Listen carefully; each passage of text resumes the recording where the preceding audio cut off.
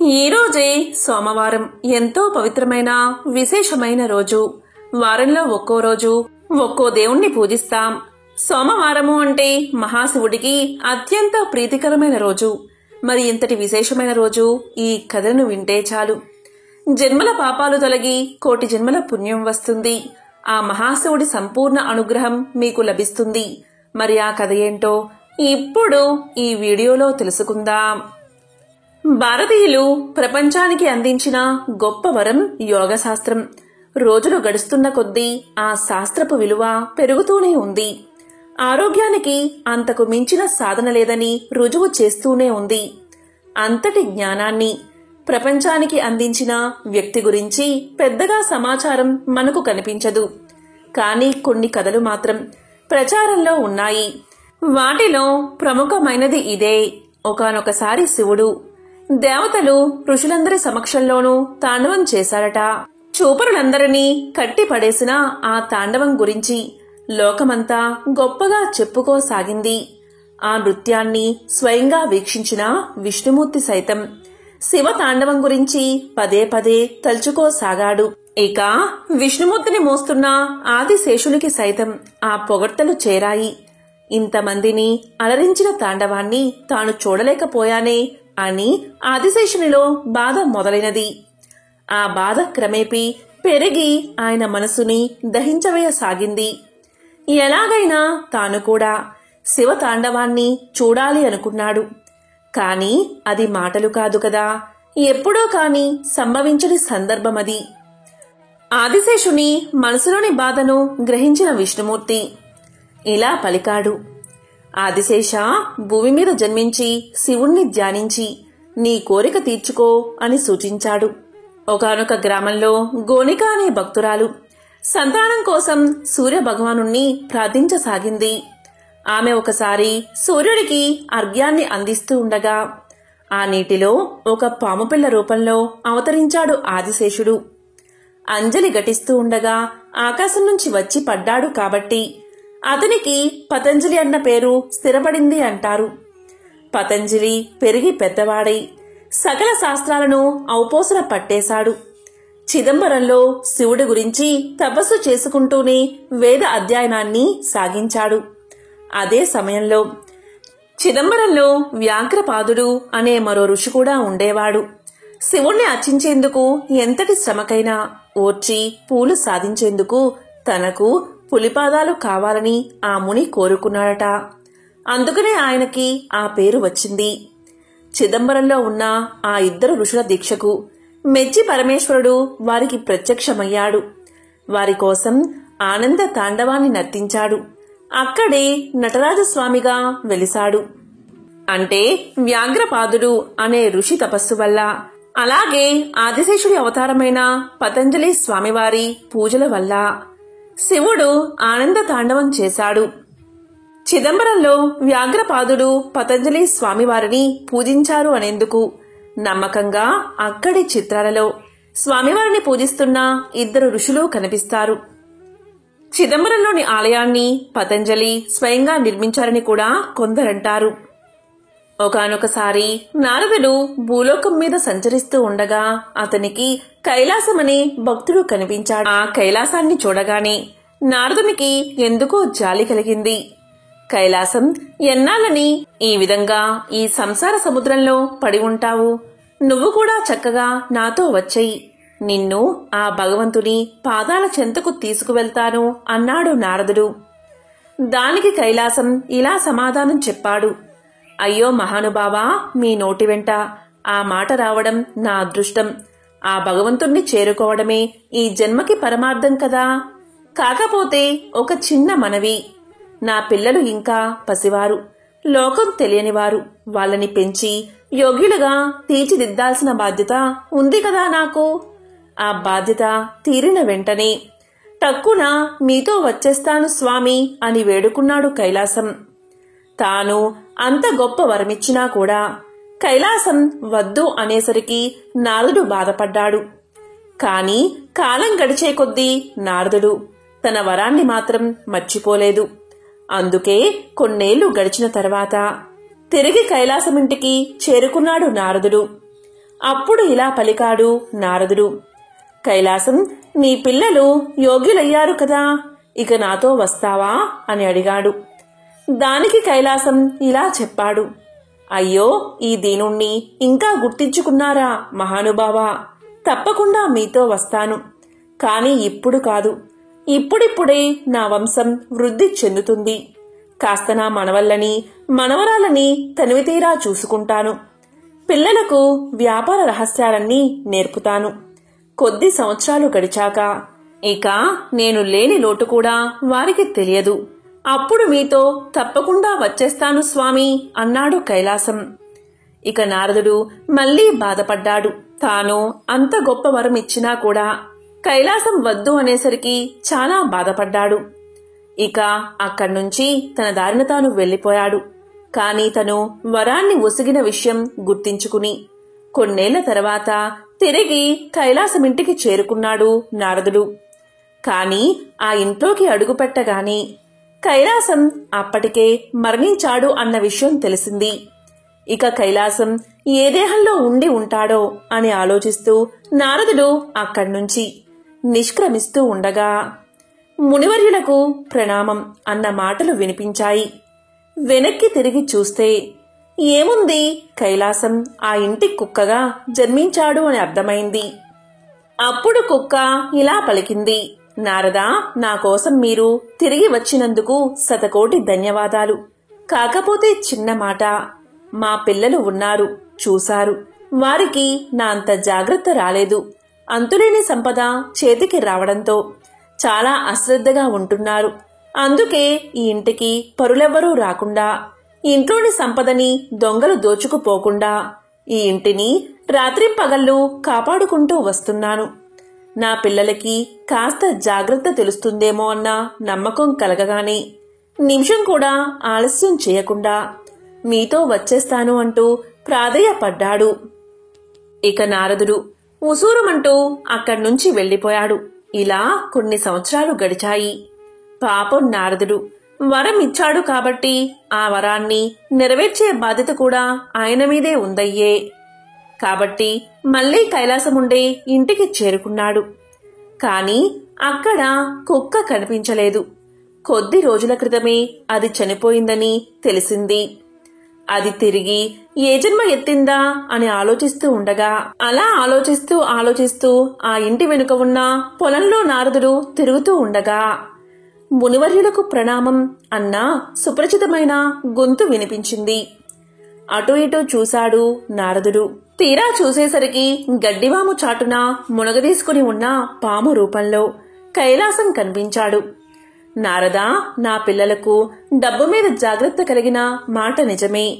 కాని వారు మహా బద్ధకస్తులు. ఎప్పుడో కాని పొలంలోకి అడుగుపెట్టరు. ఈలోగా నానా రకాల జీవాలన్నీ పొలంలోని ధాన్య రాసులను ఆరగించేస్తున్నాయి. అదును చూసుకుని పక్క పొలంలోని వారు కూడా ఇక్కడి ధాన్యాన్ని తస్కరిస్తున్నారు. అందుకని నా పొలానికి అండగా ఇక్కడికిక్కడే తిరుగుతూ ఉన్నాను. ఈ కాస్త బాధ్యత తీరగానే మీ వెంబడి వచ్చేస్తాను. బాబాబూ, ఈ ఒక్కసారికి నన్ను విడిచిపెట్టి వెళ్ళండి అంటూ ప్రాధేయపడ్డాడు పాము రూపంలో ఉన్న కైలాసం. నారదుడు ఒక్క క్షణం ఆలోచించాడు. కైలాసం ఆశాపాశాలకు అంతే లేకుండా పోయిందని గ్రహించాడు. ఆ వలయం నుంచి ఎలాగైనా అతన్ని దాటవేయాలని తలిచాడు. అంతే, ఆ ఇంట్లోని వారిని పిలిచి వారి పొలంలో తిరుగుతున్న పాముని చూపించాడు. ఇక పాముని చూడగానే ఇంట్లో వారంతా తలా ఒక దొడ్డు కర్రని తీసుకుని దాన్ని మోది చంపారు. నేను మీ తండ్రి కైలాసాన్ని అంటూ ఆ పాము ఎంత మొత్తుకున్నా దాని భాష వారి చెవిన పడలేదు. మొహంలో కన్ను మిన్ను కాని తనకి తగిన శాస్తి జరిగిందని బుద్ధి తెచ్చుకుంటూ కైలాసం తన ప్రాణాన్ని విడిచాడు. నారదునితో కలిసి ప్రయాణించేందుకు సిద్ధపడ్డాడు. ఎంతో పవిత్రమైన విశేషమైన ఈ కథను విన్నా, చదివినా, చెప్పినా, వినిపించినా మోక్షం కలుగుతుంది. జన్మల పాపాలు తొలగిపోతాయి. శివుడి అనుగ్రహం కలుగుతుంది. అనగనగా కాశీ రాజ్యంలో ఒక వేటగాడు ఉండేవాడు. అతను తన బాణాలకి విషం రాసి వాటితో జంతువులు వేటాడేవాడు. అలా ఒకరోజు వేటగాడు యథావిధిగా సమీపంలోని అడవికి చేరుకున్నాడు. అడవి లోపల అడుగుపెట్టగానే అతనికి నెల్లగుంపు కనిపించింది. వెంటనే వాటికి గురిచూసి బాణాలు వదిలాడు. వేటగాడి దురదృష్టమో లేక లేళ్ల అదృష్టమో కాని అతని బాణాలన్నీ గురితప్పాయి. వాటిలో ఒక బాణం పోయి పోయి నేరుగా ఒక చెట్టులోకి దిగబడిపోయింది. బాణం కొనకి విషం ఉండడం వల్ల చెట్టు మాడిపోవడం మొదలుపెట్టింది. చెట్టుకి ఉన్న ఆకులన్నీ రాలిపోయాయి. పళ్ళు చెట్టు మీదనే కుళ్ళిపోయాయి. కాండం యావత్తూ ఎండిపోయింది. ఆ చెట్టు త్వరలో ఒక చిలుక నివాసం ఉంటుంది. తన చిన్నప్పటి నుంచి ఆ చిలుక ఆ చెట్టులోనే ఉంటుంది. దానికి ఆ చెట్టంటే చాలా అభిమానం. దాంతో ఆ చెట్టుని వీడిపోయేందుకు దానికి మనసు ఒప్పలేదు. నిద్రాహారాలు లేకుండా ఆ తొర్రలోనే బాధపడుతూ కాలం గడపసాగింది చిలుక. ఒకరోజు గడవసాగింది. కాని చిలుక మాత్రం తన పంతాన్ని వీడలేదు. ఆకలి దప్పులతో అలాగే కాలాన్ని వెళ్లదీస్తుంది. తన సుఖ దుఃఖాలలో భాగమైన చెట్టు అలా మోడివారిపోవడం చూసి దానికి ఆకలే వేయడం లేదు. చెట్టు పట్ల చిలుకకి ఉన్న అభిమానం ఇంద్రుడి వరకు పాకింది. దాంతో స్వయంగా ఇంద్రుడే మానవ రూపాన్ని ధరించి చెట్టు దగ్గరకు చేరుకున్నాడు. నీకు నీడనిచ్చిన చెట్టు పట్ల నీవు చూపిస్తున్న విశ్వాసం అనితర సాధ్యం. కాని మోడివారిన చెట్టునే ఆశ్రయించి పచ్చటి నీ జీవితాన్ని ఎందుకు పాడు చేసుకుంటావు? ఈ చెట్టు మీదే ఉంటే నీకు పళ్ళు కాదు కదా, ఆకులు కూడా దక్కవు. ఈ విశాలమైన అడవిలో నువ్వు జీవనం సాగించేందుకు మరో చెట్టే దొరకలేదా? నా మాట విని అందవిహీనంగా మారిన ఈ చెట్టును వదిలిపెట్టి మరో చోటు చూసుకో అని సూచించాడు ఇంద్రుడు. తన దగ్గరికి మనిషి రూపంలో ఉన్నవాడు ఇంద్రుడని చిలుక గ్రహించింది. దాని ఆత్మ సౌందర్యం స్వచ్ఛమైనది కదా, అందుకే ఇలా పలికింది. అయ్యా, మీరు ఇంద్రుడు అన్న విషయం నాకు తెలుసు. కానీ నేను ఈ చెట్టుని వీడే ప్రసక్తే లేదు. ఈ చెట్టు మీదనే నేను పుట్టాను. దీని మీదే నేను ఎన్నో మంచి విషయాలు నేర్చుకున్నాను. ఈ చెట్టు నన్ను కన్న బిడ్డలా, కంటికి రెప్పలా కాపాడుకుంది. ఎండావానల నుంచి, ఆకలి దప్పుల నుంచి, శత్రువుల చూపు నుంచి నన్ను రక్షించింది. ఇలాంటి చెట్టుని కష్టకాలంలో వదిలిపెట్టి నేను ఎక్కడికి పోగలను? మనుషులు సంశయంలో ఉంటే దేవతలు వారిని సమాధానపరుస్తారు. కాని మీరు దేవతలై ఉండి కూడా నా నిశ్చయాన్ని మార్చాలని ఎందుకు సూచిస్తున్నారు అని చెప్పుకొచ్చింది చిలుక. చిలుక నిబద్ధతకి, విశ్వాసానికి ఇంద్రుడికి నోటమాట రాలేదు. అప్పుడు ఇంద్రుడు ఇలా పలికాడు. నీలాంటి చిన్న జీవికి కూడా ఇంత గొప్ప వ్యక్తిత్వం ఉండడం ఆశ్చర్యాన్ని కలిగిస్తుంది. నీ నేస్తం పట్ల విశ్వాసానికి మెచ్చాను. ఏదైనా వరాన్ని కోరుకో అంటూ అభయమిచ్చాడు. అప్పుడు చిలుక ఇలా పలికింది. అయ్యా, దయచేసి నన్ను ఈ చెట్టుని వేరు చేయకండి. మీరు నిజంగా ఏదైనా వరాన్ని ప్రసాదించాలి అనుకుంటే ఈ చెట్టు మళ్లీ చిగురించేలా, పళ్ళు పుష్పాలతో కలగలాడేలా దీవించండి అంటూ వేడుకుంది. చిలుక మాటలకి మురిసిన ఇంద్రుడు ఓ 4 చుక్కల అమృతాన్ని ఆ చెట్టు మీద చిలకరించాడు. అది మళ్లీ జీవం పోసుకుంది. ఒక చెట్టుని ఆశ్రయించి బతికే చిలుకకే ఇంత విశ్వాసం ఉంటే భూమిలోని అణువణువు మీద ఆధారపడే మనిషికి ఇంకెంత విశ్వాసం ఉండాలి? ఎంతో పవిత్రమైన, విశేషమైన ఈ కథను విన్నవారికి సకల శుభాలు కలుగుతాయి. జన్మల పాపాలు తొలగి కోటి జన్మల పుణ్యం వస్తుంది. సోమవార వ్రత కథ. ఆ కథ ఏమిటో ఇప్పుడు ఈ వీడియోలో తెలుసుకుందాం. పూర్వం ఒకప్పుడు ఒక నగరంలో ఒక సంపన్న వ్యాపారి ఉండేవాడు. అతను అపారమైన సంపదను కలిగి ఉండేవాడు. అతనికి అన్ని సంపదలు ఉన్నా, సుఖాలు ఉన్నా కూడా కొడుకులు లేని కారణంగా ఎంతో విచారంగా ఉండేవాడు. కొడుకు పుట్టాలని ఆ సంపన్న వ్యాపారి క్రమం తప్పకుండా సోమవార వ్రతాన్ని ఆచరించేవాడు. అతను ప్రతిరోజు శివాలయానికి వెళ్లి అక్కడున్న శివ పార్వతులను పూర్తి విశ్వాసంతో పూజించేవాడు. ఇక పార్వతీదేవి ఆ సంపన్నుడి భక్తికి ఎంతో సంతోషించి మహాశివుడితో ఇలా పలుకుతుంది. స్వామి, ఈ సంపన్న వ్యాపారి మీకు నమ్మకమైన భక్తుడు. అతను క్రమం తప్పకుండా సోమవారం ఉపవాసం ఉంటాడు, సోమవార వ్రతాన్ని ఆచరిస్తాడు. కాని ఇప్పటికీ అతనికి కొడుకులు లేరు. అతను ఎంతో భక్తి శ్రద్ధలతో సోమవార వ్రతాన్ని ఆచరిస్తున్నాడు కనుక అతని కోరిక తీర్చండి అని అడుగుతుంది. పార్వతీదేవి మాటలు విన్న పరమశివుడు ఇలా అంటాడు, పార్వతి, నీవు అన్న మాటలు అక్షరాలా సత్యం. నీవు కోరినట్లు అతనికి వరాన్ని ప్రసాదిస్తున్నాను. అతనికి ఒక పుత్రుడు కలుగుతాడు, కాని అతడు కొద్ది కాలం మాత్రమే జీవిస్తాడు అని పలకగానే ఇదంతా ధనిక వ్యాపారి వింటాడు. ఇలా పార్వతీ పరమేశ్వరులు మాట్లాడుకోవడం, సోమవార వ్రత ఫలితం వల్ల వారి మాటలు ఈ ధనిక వ్యాపారికి వినబడతాయి. కాలక్రమేణా ఆ వ్యాపారి భార్య ఒక అందమైన కొడుకుకు జన్మను ఇస్తుంది. ఇక దీంతో ఆ ధనికుడి ఆనందానికి అవధులు లేకుండా పోతాయి. అతను కొడుకు పుట్టినందుకు గాను గొప్ప ఆడంబరంగా అందరికీ తెలిసేలా పండుగలు జరుపుకుంటాడు. ఆ రోజు పేదలకు అన్నదానం, బట్టలు మరియు ధనాన్ని పంచిపెడతాడు. ఇక అక్కడికి వచ్చిన వారంతా అతని కుమారుడు నిండు నూరేళ్లు జీవించేలా ఆశీర్వదిస్తారు. కాని తన కొడుకు 12 మించి జీవించడని మృత్యుదేవత అయిన యముడు ఎవరినీ విడిచిపెట్టడని తెలిసిన ఆ వ్యాపారి ఎంతో విచారంగా ఉంటాడు. ఇక పరిస్థితి తెలుసుకుని ఆ వ్యాపారి సోమవార వ్రతాన్ని మరింతగా చెయ్యాలని నిర్ణయించుకుంటాడు. ఆ విధంగా పూజలు చేసినా కూడా తన కొడుకు బతకడం కష్టమని తెలిసి కూడా వ్యాపారి పూజలు మాత్రం మానడు. అలా బాలుడు పెరిగి పెద్దవాడవుతాడు. బాలుడికి 11 వయసు వచ్చింది. అలా 11 సంవత్సరాల వయసులో వ్యాపారి కుమారుడు చాలా తెలివైన మరియు పరిణితి చెందినట్లు కనిపిస్తాడు. ఇక ఇరుగు పొరుగువారు అందమైన అమ్మాయితో పెళ్లి చేయమని వ్యాపారికి సలహా ఇస్తారు. వ్యాపారి భార్య కూడా తన కుమారుడికి వివాహం చెయ్యాలని వ్యాపారిని కోరుతుంది. ఆమె దానికోసం పదే పట్టుబడుతుంది. కాని అల్పాయుష్కుడైన కొడుక్కి వివాహమేమిటి అని వ్యాపారి వివాహానికి అంగీకరించడు.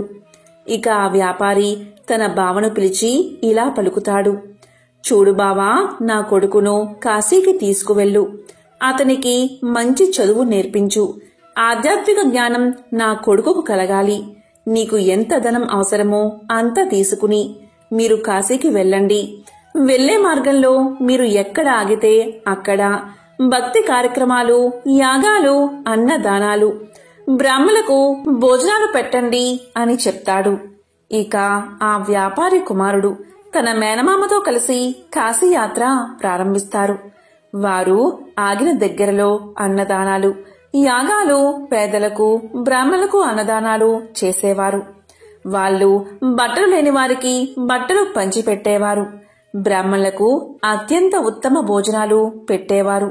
దక్షిణ కూడా సమర్పించేవారు. ఒకరోజు వ్యాపారి కొడుకు అలాగే మేనమామ ఒక రాజు రాజధాని వద్ద ఆగారు.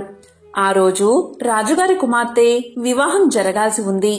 అప్పటికే పెళ్లి బృందం నగరానికి చేరుకుంది. కాని పెళ్లికొడుకు అంధుడు, అంటే ఒకే కన్ను ఉన్నందున వరుడు తరపు వాళ్ళు తీవ్ర ఆందోళనలో ఉన్నారు. అతని స్థానంలో అందమైన అబ్బాయి కోసం వరుడి తండ్రి వెతుకుతున్నాడు. తన మేనమామతో కలిసి బస చేస్తున్న వ్యాపారి కుమారుణ్ణి వరుడి తండ్రి మనుషులు గుర్తించారు. పెళ్లికొడుకు తండ్రి ధనవంతుడు. అతను బాలుడు మేనమామతో ఇలా పలికాడు, నా ప్రతిష్ట ప్రమాదంలో పడింది. నా ఒంటి కన్ను కొడుకు స్థానంలో అందమైన పెళ్లికొడుకు నాకు కావాలి. మీవాడు రాజకుమార్తెను తాత్కాలిక వివాహం చేసుకోవాలి. దీనికి అంగీకరిస్తే నేను తగినంత ధనాన్ని మీకు ఇస్తాను. వివాహ వేడుక ముగిసిన వెంటనే మీ దారిన మీరు వెళ్లిపోవాలి అని పలికాడు. ఇక మేనమామ తాత్కాలిక వివాహానికి అంగీకరించాడు. అలాగే తన మేనల్లుణ్ణి ఒప్పించాడు. పెళ్లి ఊరేగింపులో తలపై కవాతుతో అందమైన వరుణ్ణి చూసిన వధువు తరపు వాళ్ళు ఎంతో గొప్పగా చెప్పుకున్నారు. వ్యాపారి కుమారుడు మరియు రాజకుమార్తె అగ్నిగుండం చుట్టూ తిరిగి వివాహం చేసుకున్నారు. వారు బయలుదేరే సమయంలో వ్యాపారి కొడుకు తన వధువు కండువాను తీసుకుని దానిపై ఇలా రాశాడు: ఇప్పుడు మనం భార్యాభర్తలం. నేను రాజు కొడుకును కాదు, నేను ఒక ధనిక వ్యాపారి కొడుకుని. నేను ఆధ్యాత్మిక విద్య కోసం కాశీకి వెళ్తున్నాను. నీ నిజమైన వరుడు గుడ్డివాడు, అతనికి ఒక కన్ను లేదు అని రాశాడు. కండువాపై ఏదో సందేశం రాయడం రాజకుమార్తె గమనించింది. కాని ఆ సమయంలో ఆమె దాన్ని చదవలేకపోయింది. పెళ్లి బృందం బయలుదేరబోతున్నప్పుడు వధువు ఆ సందేశాన్ని చదివింది. అసలు విషయం తెలిసి కంగు తిన్నది. అప్పటికే ఆ వ్యాపారి కొడుకు వెళ్లిపోయాడు. ఒంటి కన్ను పెళ్లి కొడుకుతో పాటు వెళ్లేందుకు రాజకుమార్తె నిరాకరించింది. ఇక పెళ్లి బృందం వధువు లేకుండానే తిరిగి తమ రాజ్యానికి వెళ్లిపోయింది. ఇక వ్యాపారి కొడుకు కాశీకి చేరుకుని ఆధ్యాత్మిక అధ్యయనానికి పూర్తిగా అంకితమయ్యాడు. అతని మేనమామ శివుడి పేరు మీద భక్తి కార్యక్రమాలు ఏర్పాటు చేసి తన సోదరి కుమారుడి శ్రేయస్సు కోసం ప్రతిరోజు విరాళాలు ఇచ్చేవాడు. ఇలా ఉండగా అతనికి 12 ఏళ్లు వచ్చాయి. 12వ సంవత్సరం చివరి రోజున వ్యాపారి కుమారుడికి ఛాతీలో నొప్పి పుట్టింది. అతని మేనమామ అతని దినచర్య ప్రకారం దానాలు విరాళాలు ఇచ్చి గదిలోకి వెళ్లి చూడగా బాలుడు శవమై కనిపించాడు. అది చూసి మేనమామ శోకంతో ఏడ్చాడు. కాని బ్రాహ్మణులు శవ ఇంట్లో భోజనం చేయరు కాబట్టి తాను బయటపడితే అన్నదానం వృధా అవుతుందని మౌనంగా ఉండి అన్నదానాన్ని జరిపించాడు. ఇక అన్నదానం అయిపోయాక అందరూ వెళ్లిపోయాక బిగ్గరగా ఏడవడం మొదలుపెట్టాడు. చాలామంది ఆయన చుట్టూ చేరారు. అదృష్టం కొద్దీ శివుడు పార్వతీదేవి కూడా ఆ ఇంటి బయటగా వెళ్తున్నారు. ఆ రోద విని పార్వతి యొక్క మనసు కరిగిపోయింది. ఆమె శివుడితో ఇలా పలుకుతుంది: స్వామి, యముణ్ణి ఆ బాలుడి ప్రాణాలు తిరిగి ఇవ్వమని అడగండి. యముడు ఎప్పుడూ మీ ఆజ్ఞపైనే నడుస్తాడు కదా. దయచేసి ఆ బాలుని రక్షించండి. మీరు సమస్త ప్రాణులకు రక్షకుడు అని పార్వతీదేవి వేడుకుంది. పార్వతీదేవి మాటలు విన్న శివుడు తన కుటుంబానికి తన పట్ల ఉన్న భక్తి కారణంగా ఆ బాలుణ్ణి బతికించడానికి అంగీకరిస్తాడు. అలా మహాశివుడు పవిత్ర గంగా నదిలో ప్రవహించే నీటిని చేతిలోకి తీసుకుని మృతదేహంపై చల్లుతాడు. అలా గంగానది యొక్క నీళ్లు చల్లగానే ఆ బాలుడు నిద్రలోంచి లేచినట్లుగా లేచి కూర్చుంటాడు. దీంతో మేనమామ ఎంతో సంతోషిస్తాడు. ఇక ధనికుని కుమారుడు ఆధ్యాత్మిక విద్య ముగిశాక ఇంటికి తిరుగు ప్రయాణం కడతాడు. అలా మేనమామ మేళంలో కలిసి తిరుగు ప్రయాణంలో మళ్లీ ఆగిన దగ్గరల్లా అన్నదానాలు, వస్త్రదానాలు, యాగాలు చేస్తారు. అలా వారు అబ్బాయి వివాహం చేసుకున్న నగరానికి చేరుకుంటారు. ఇక ఆ దేశపు రాజు యువరాణి వెంటనే ఆ బాలుణ్ణి గుర్తిస్తారు. ఇక రాజు ఆ బాలుణ్ణి తన రాజ్యానికి తీసుకుపోయి ఒక శుభదినాన తన కుమార్తెను అతని వెంట పంపిస్తాడు. ఎంతో ధనాన్ని కూడా ఇస్తాడు.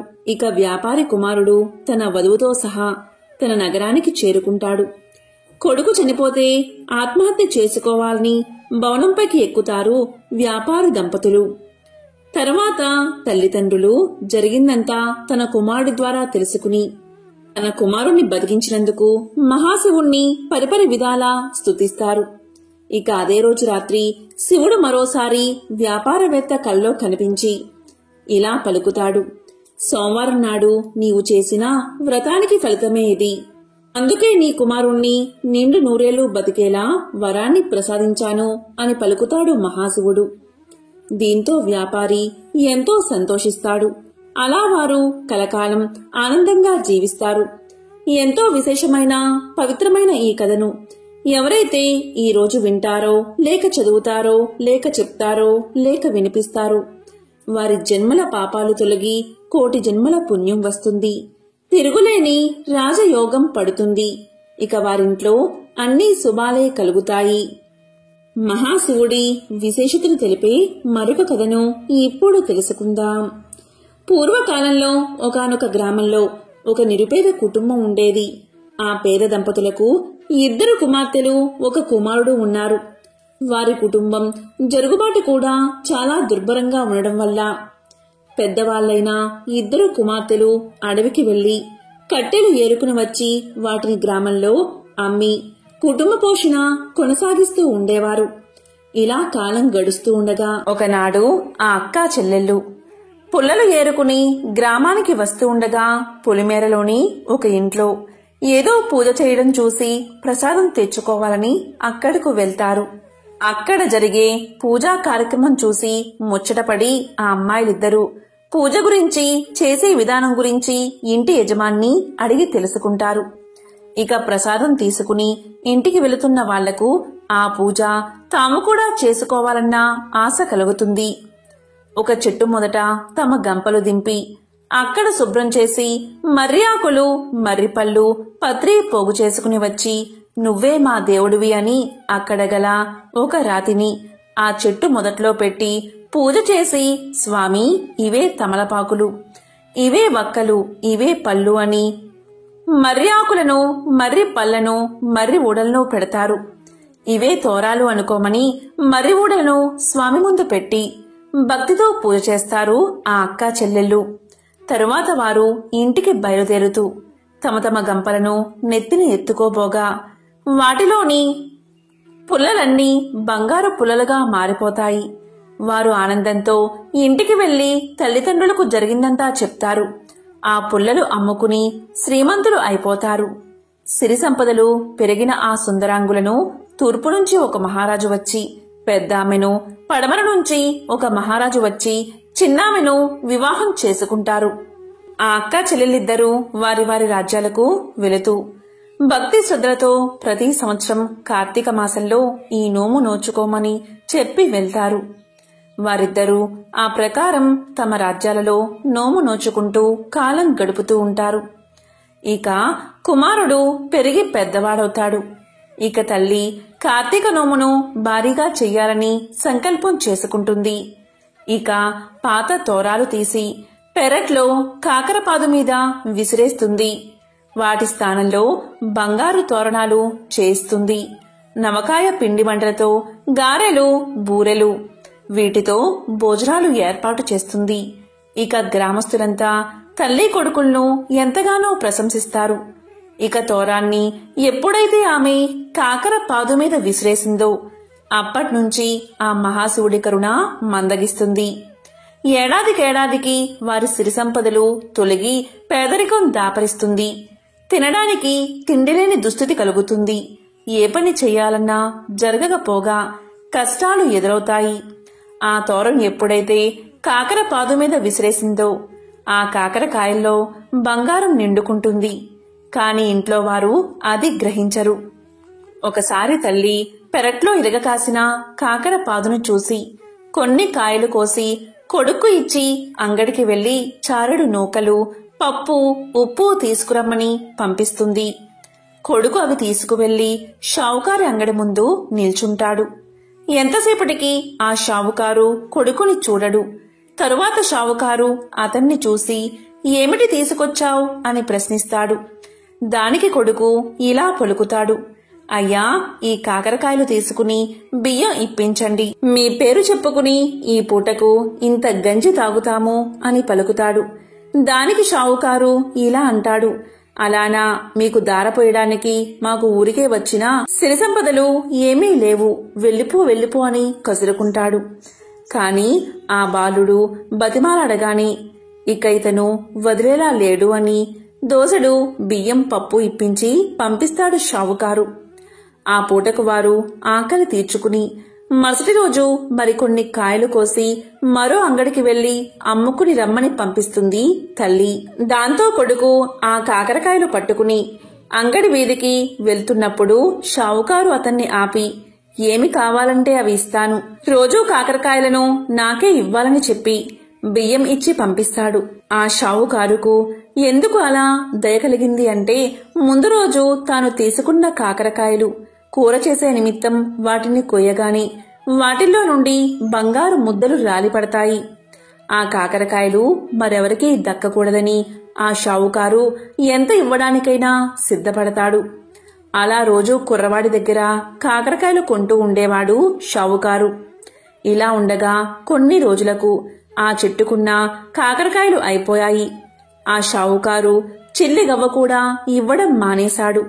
ఇక చేసేది లేక తల్లి తన కుమారుణ్ణి ప్రయాణం చేసి తూర్పున ఉన్న పెద్ద అక్క దగ్గరకు పంపుతుంది. మన కష్టసుఖాలు ఆమెకు చెప్పి ఏమైనా సహాయాన్ని అడగమంటుంది. దాంతో కొడుకు అక్కగారింటికి చేరుకుని నౌకర్లు లోపలికి వెళ్లనివ్వకపోతే అక్కడే ఉండగా తల ఆరబోసుకోవడానికి మేడ మీదకు వచ్చిన అక్కగారు తమ్ముణ్ణి చూసి లోపలికి తీసుకువెళ్తుంది. అక్కగారికి ఇంటి పరిస్థితులన్నీ తెలియజేస్తాడు తమ్ముడు. దాంతో అక్కగారు ఒక గుమ్మడికాయను తొలిపించి అందులో వరహాలు పోసి తమ్ముడి చేతికి ఇచ్చి దానిని అమ్మకు ఇవ్వవలసిందిగా చెప్పి పంపుతుంది. అలా తిరిగి వస్తూ తమ్ముడు అక్కగారి ఇచ్చిన సద్ది తినాలని ఆ గుమ్మడికాయను నేల మీద పెట్టి చద్దన్నం తింటూ ఉంటాడు. అంతలో ఎక్కడ్నుంచో ఒక పెద్ద గద్దె వచ్చి ఆ గుమ్మడికాయను తన్నుకుపోతుంది. చేసేది లేక ఒత్తి చేతులతో ఇంటికి వెళ్లడం ఇష్టం లేక పడమర ఉన్న చిన్న అక్కగారి ఇంటికి వద్దకు వెళ్తాడు తమ్ముడు. అక్కడ చిన్నక్క నౌకరి వాళ్ళ వల్ల తమ్ముడి రాక గురించి విని బయటకు వచ్చి తమ్ముణ్ణి లోపలికి తీసుకువెళ్తుంది. కష్టసుఖాలు అడిగి తెలుసుకుంటుంది. వెంటనే ఆమె ఒక చెప్పుల జతలో వరహాలు పెట్టి కుట్టించి దాన్ని ఎక్కడా విడవక తిన్నగా ఇంటికి వెళ్లమని చెప్పి పంపుతుంది. ఆ అక్క ఏమీ ఇవ్వలేదు, ఈ అక్క ఏమీ ఇవ్వలేదు అని బాధపడుతూ ఇంటికి బయలుదేరతాడు కొడుకు. ఎండ తీవ్రతకు అతనికి బాగా దాహం వేస్తుంది. వెంటనే అతను కొంచెం మొహం కడుక్కుని మంచినీళ్లు తాగాలని నిర్ణయించుకుంటాడు. అక్కగారు ఆ చెప్పుల జతను ఎక్కడా విడవద్దని చెప్పడం వల్ల చెప్పులతోనే చెరువులోకి దిగుతాడు అతను. కాని ఆ బురదలో చెప్పులు కూరుకుపోయి ఎంత వెతికినా దొరకవు. ఈ సంగతంతా చెప్పి పెద్దక్కగారిని సహాయం అడగాలని తిరిగి ఆమె వద్దకు వెళ్తాడు తమ్ముడు. అది కార్తీక మాసం అవడం వల్ల నోము నోచుకుంటూ ఉంటుంది పెద్దక్కగారు. తమ్ముడు ఇంటికి రాగానే తమ్ముడు జరిగిందంతా చెప్పగానే ఆ నోమును కూడా అతని చేత నోయిస్తుంది. ఆడంబరం కాదు ముఖ్యం, భక్తే ముఖ్యమని చెప్పి ఇంటికి వెళ్లి తన తల్లిని కూడా నోము నోయించేలా చెయ్యమని తమ్ముడికి చెప్పి కొంత ధనాన్ని ఇచ్చి పంపుతుంది. అలా తమ్ముడు నోము తన పెద్దక్కగారి ఇంట్లో నోచుకుని ఇంటికి తిరిగి వస్తూ ఉండగా గుమ్మడికాయ పండు అలాగే తాను ఇంతకు ముందు విడిచిపెట్టిన చెప్పులు కూడా కనిపిస్తాయి. వెంటనే అతను ఎంతో సంతోషంతో ఆ రెండిటినీ తీసుకుని తన ఇంటికి చేరుకుని తల్లికి జరిగిందంతా చెప్పి భక్తి శ్రద్ధలతో నోమును నోచుకునేలా చేస్తాడు. వెంటనే వారు చెప్పుల జతలో ఉన్న బంగారు నాణాలు చూస్తారు. అలాగే గుమ్మడికాయలో ఉన్న నాణాలు కూడా చూస్తారు. అలా వారు క్రమంగా తిరిగి ఊపందుకుని తిరిగి పూర్వ వైభవంతో జీవిస్తారు. చాలా కాలం క్రితం ఒక అరణ్యానికి సమీపంలో ఒక పేద కుటుంబం నివసిస్తూ ఉండేది. భార్యాభర్త, 2 కొడుకులు ఎంతగా శ్రమపడి ఒళ్ళు విరుచుకున్నా కడుపు నిండా తిండి ఉండేది కాదు. అలాగే బట్టలు కూడా లేక చిరిగినవి తొడుక్కుంటూ కాలం గడుపుతూ ఉండేవారు. ఇక వారి పెద్ద కొడుకు చీ ఈ బతుకు బతికేనా, ఈ విధంగా ఉండే కన్నా తిరిగి అడుక్కోవడం మేలు అనుకుంటూ తెల్లవారుతుండగా బయలుదేరి చీకటి పడేదాకా నడిచి ఒక రాజభవనం చేరుకున్నాడు. ఆ భవనం ముందు మెట్ల దగ్గర నిలబడి ఉన్న రాజు అతన్ని చూసి ఇలా పలికాడు. ఎవరు నీవు, ఎక్కడికి నీ ప్రయాణం అని అడిగాడు.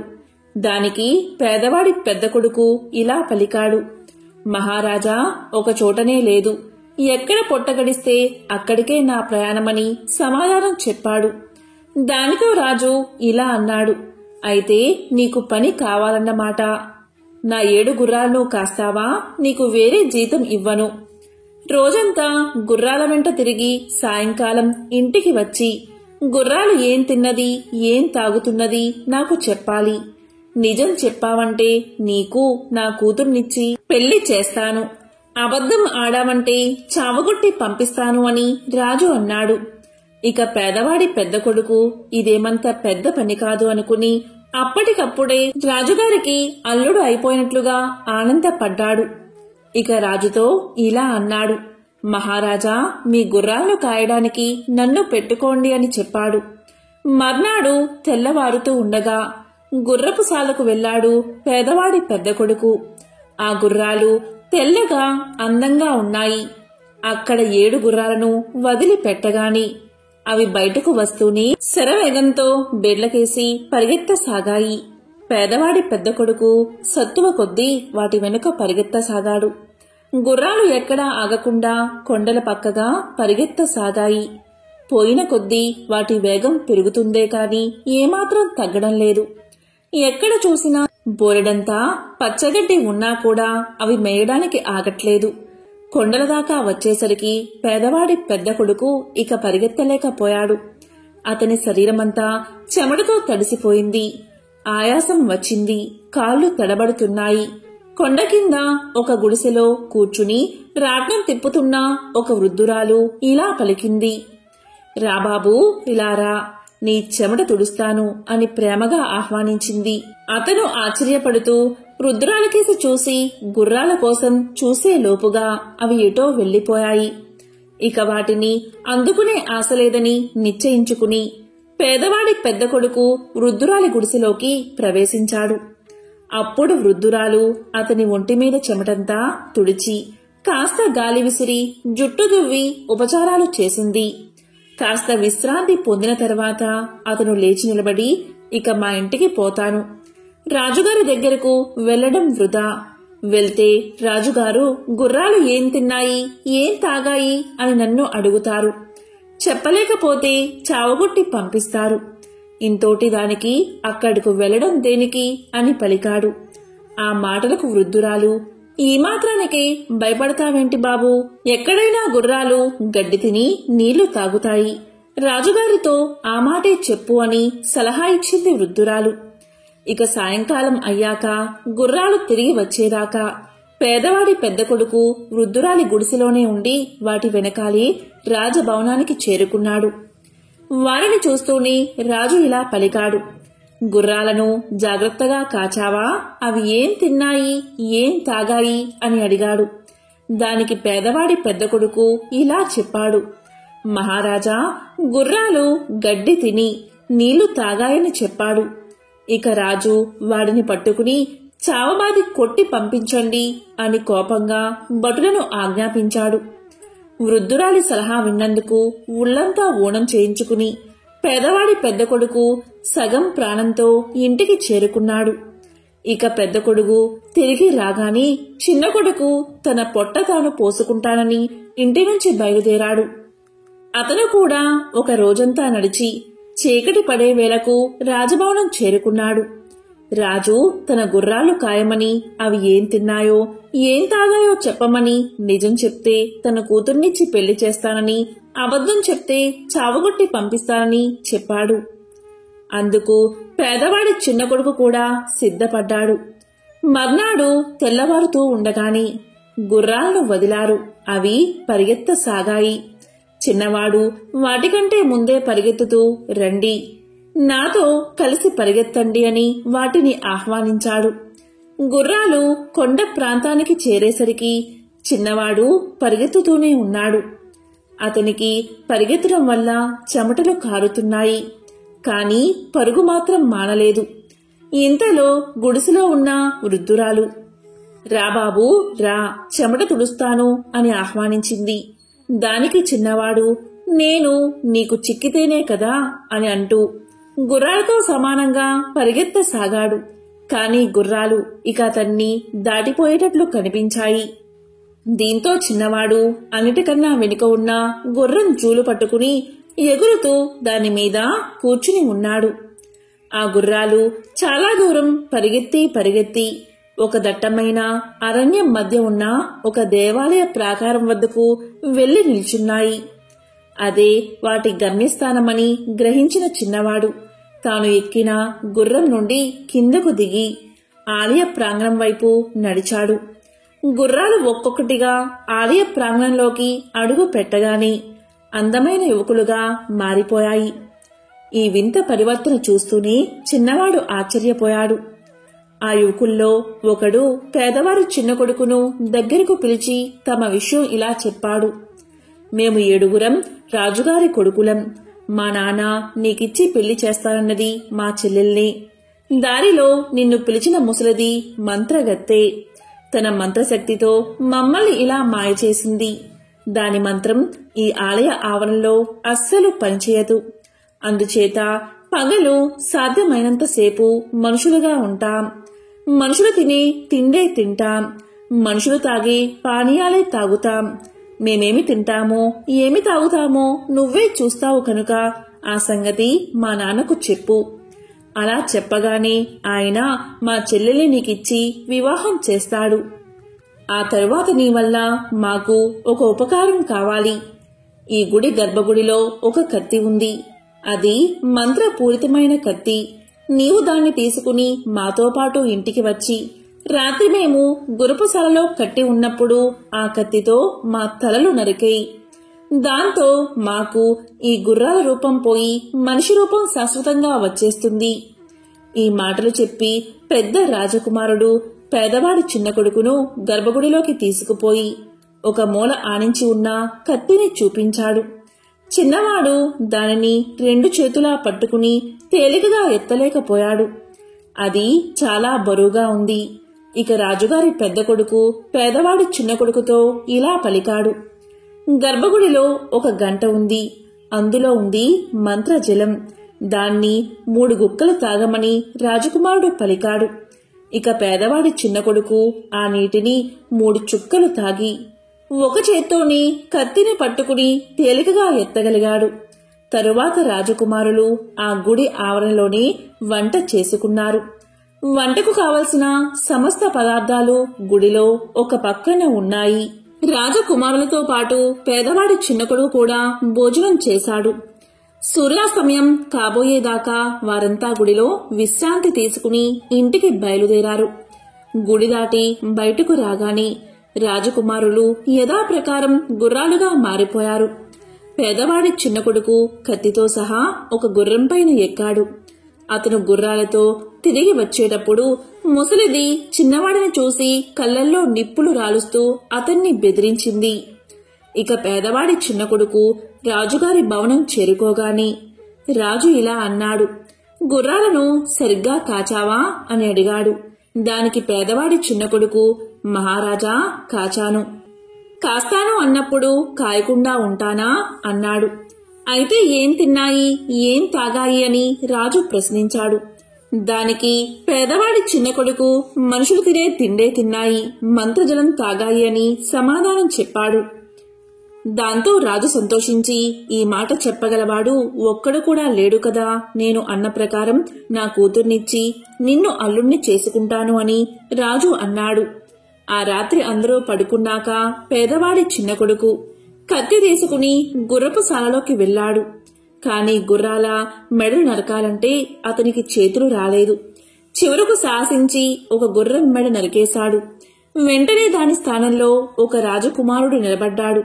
ఆ తరువాత అతను ధైర్యంగా అన్ని గుర్రాల మెడలు నరికేశాడు. దీంతో 7 రాజకుమారులు మంత్ర విముక్తిని పొందారు. తన కొడుకులు తిరిగి పుట్టినట్లుగా రాజు చాలా సంతోషించాడు. రాజకుమార్తె ఎంతో కాలానికి తన అన్నల్ని చూసి ఆనంద బాష్పాలు రాల్చింది. ఆమెకు పేదవాడి చిన్న కొడుకుకు పెళ్లి నిశ్చయించారు. చిన్నవాడు తన తల్లిదండ్రులను అన్నను పిలిపించి వారిని కూడా రాజభవనంలో ఉంచాడు. పెళ్లి చాలా వైభవంగా జరిగింది. అటు తర్వాత అందరూ కూడా ఎంతో సుఖంగా జీవించారు. ఎంతో పవిత్రమైన విశేషమైన ఈ రోజు ఈ కథలను విన్నా, చదివినా, చెప్పినా, వినిపించినా జన్మల పాపాలు తొలగి 1,000,000 జన్మల పుణ్యం వస్తుంది. సకల శుభాలు కలుగుతాయి.